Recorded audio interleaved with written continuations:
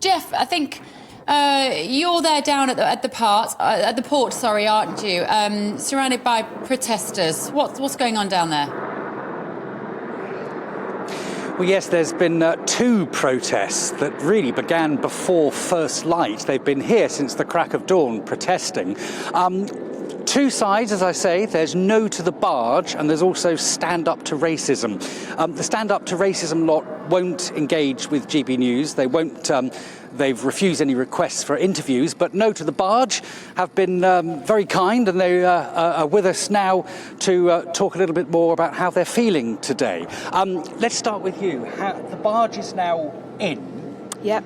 How do you feel today? I feel really sad today. I just feel as if there's a really big... I feel as if I've had a loss, actually. I just feel really, really sad.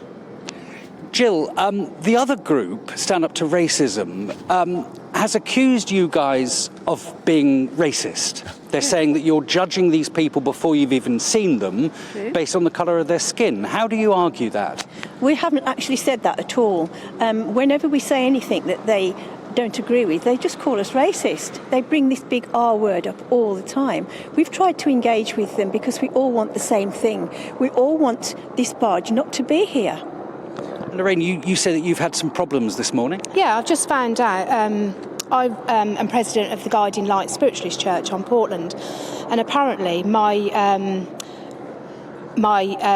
position has been questioned.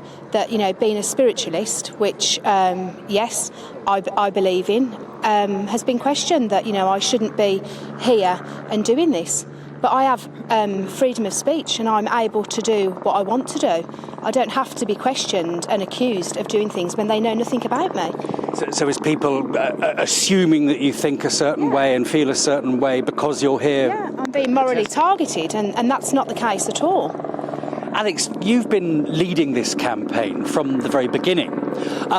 Where do you go now? Because your whole campaign is based on, say, No To The Barge, but the barge is here now. So what happens to your campaign? So, as I've shared before, we're looking towards our legal challenge, and that's about gathering more information on that regard. Unfortunately, Dorset Council haven't been very open with us, but we do have a freedom of information request in the works, and we are going to work on that. The cruise liners too, we are going to be here to protest them and really share what's the economic disparity, the haves and the have-nots here, of those that use the cruise liners and the poor men that are going to be on this asylum barge.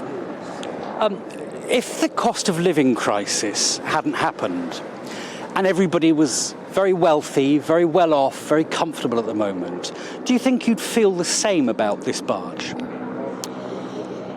It's a bit of an open-ended question, that one, really, until they arrive, and bearing in mind that this could have been 500 men from any other counties, that we don't know the impact that's going to have upon the island.